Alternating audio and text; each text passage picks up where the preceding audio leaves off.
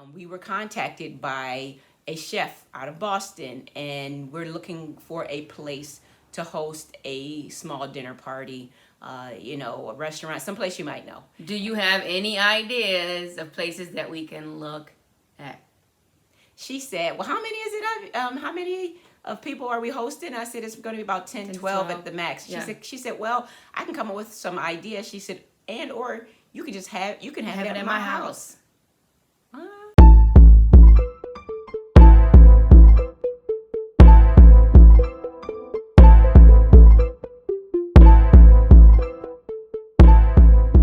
Welcome back to another episode of the Race Card LLC. I'm Keziah Pearson. And I'm Sarah Pearson Collins, my co-host. So we did a thing. What did we do? Seriously, we had a dinner party. A major. Look, I'm whispering. We party. had a dinner party. We had a dinner party. It was a murder mystery. It was the first time we've ever done a murder mystery. Yeah. In Mayhem.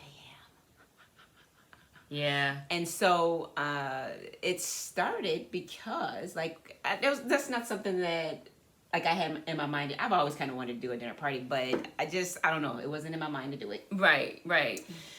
So shortly after the shooting here in Buffalo, I guess we were getting a little bit of exposure outside of New York. And we were contacted by a chef. He's a world-renowned chef. His name is... World-renowned. She didn't say that clear enough for me. World-renowned chef. He's out of Boston. His name is Chef Willer de Torro.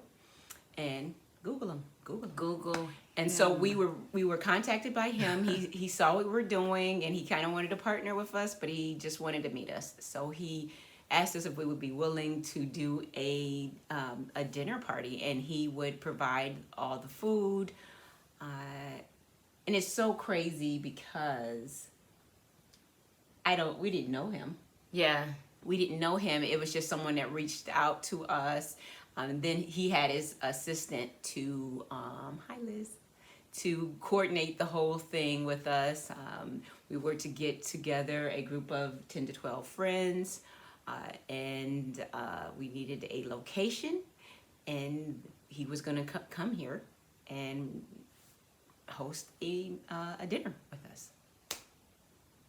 So I live in the hood. So you know what? I live in the hood. So that takes me to a whole nother conversation. And I keep seeing a lot of posts, grind in silence. And yeah, I get it. But I think it kind of depends on what you're doing. So if we're speaking for humanity, right? We're advocating. Mm-hmm. We need to speak. We need to be loud. We need to be seen. Yeah. And so I get sick of seeing me.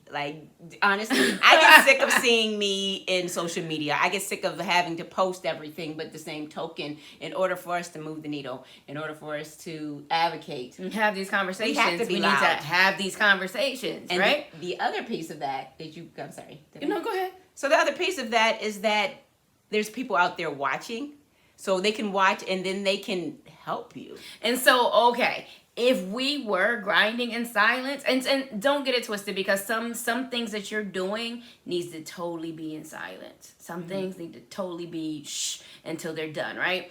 But if we were grinding in silence, we would have never, they would have never seen us, right? So they would have never seen us. So it's crazy because this story takes another turn. So right.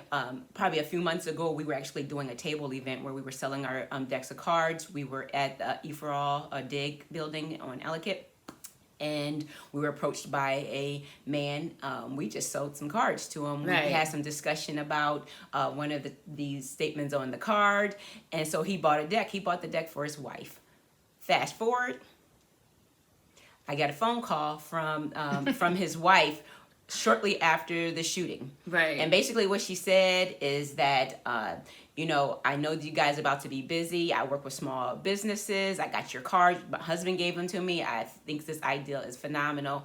If there's something that you need, please let me know. I have a lot of connections, and I can tag you into places that you may not, have connections to. So we said, thank you. I got off the phone. She sent me the email a couple days later. I sent an email because she wanted to buy a deck of cards as Right. well. So I said, by the way, we were contacted by a chef out of Boston, and we're looking for a place to host a small dinner party, a restaurant, someplace you might know. Do you have any ideas of places that we can look at? She said, well, how many is it? How many of people are we hosting? I said, it's going to be about 10, 12 at the max. She said, well, I can come up with some ideas. She said, or you can have it at my house. What? She said, so when you come over to bring the decks of cards on Friday, you can take a look at my space, and if it's something that you guys are comfortable with, no pressure. You're welcome to use my space. If you don't like it, you can say no, and So we get over to this space on Friday, and we're looking around, and I'm like, this is perfect. This is perfect, but this is weird. This is very weird. This is weird, but it's very perfect because it's that era. You know what I mean? It's that era. But we're strangers. But we're strangers. That's the weird part. It just was so weird. So a stranger reached out to us from Boston, willing to pretty much donate this dinner party for us, and then another perfect stranger decided to let us open their house in their home. Yeah, they didn't know our friends. They didn't know who we were bringing. They just said, "Come on." And I got some crazy friends. So fast forward, on Saturday we showed up and they showed out. So all of the people we invited. So they we were understood the assignment. They did. So we were very meticulous with who we chose. Absolutely. So not only was this a dinner party, but it was like a networking and business, event as well. Right. We're always promoting our business. We're always, in business mode. Trying to put people connect. So if someone is helping me and paying it forward, right, then I got to do the same. So I'm going to try to help you make connections. If you know what I'm saying, if you're a person that supported me, then guess what? I got you. If I'm in somewhere or I know something that I know can help you, I'm going to give you that information. I'm going to bring you in. I'm going to introduce you to that person. So that's kind of how we selected our people. We did. We had our banker. Our banker's been with us since we opened our account. Anytime we're anytime something's going on, he's like, yo, I need you to come down here and file this application for whatever it is. You know what I mean? Yeah. So it was our banker. It was folks from She-Can, people from, they all have businesses. So they all are starting businesses, and we wanted them to be, in one room. So that's pretty much how that worked out, and it was a phenomenal event. And in a few minutes, we'll show you. We got some pictures for you, a couple little video clips. Oh, shout out to our photographer, Nilson Rivera. Yeah, he hooked us up. Yes, very, very, very beautiful pictures. Very talented guy. So we definitely want to give a special thank you to our house hosts, David Redding and Stephanie Argentine. And then definitely our chef who came in all the way from Boston, Massachusetts, Chef Willard de Torro, and his coordinator, Liz. Sorry. We family now. We all started off as strangers. Yeah. And I was telling them. And we made magic. Yeah, we did make magic.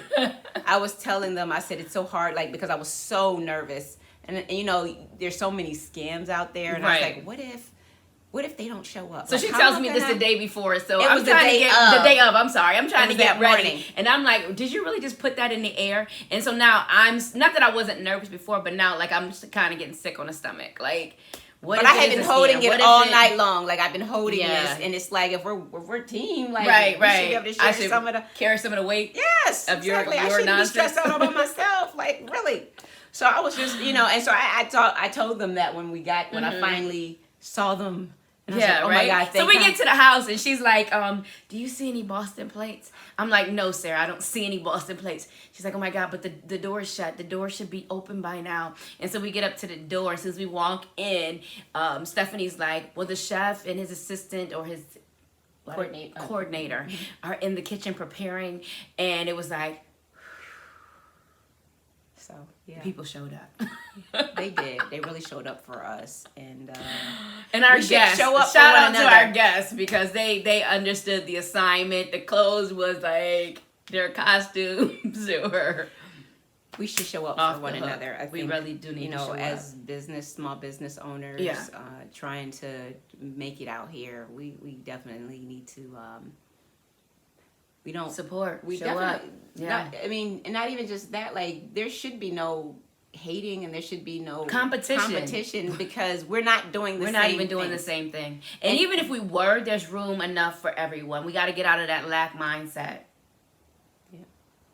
And support can be something as simple as sharing somebody's video or clicking the like button. It's that. Or subscribing. It really is that simple. Like subscribing, it's just. or when you see somebody and somebody's anything. talking about you, you stand up for them. You're like, no, that's not who they are. That's, you know what I mean? That's not what this is about. It's support is that simple at its base. Mm-hmm. You know what I mean? So support When each y'all other. see us out there and you see our videos out there, it's not because anybody's trying to be like haughty or whatever. It's just we got a message, we got to get it out there, and so you're gonna see a lot more of us, just because we are trying to change the world, one conversation At a time. All right, y'all. See y'all later. Talk to you later.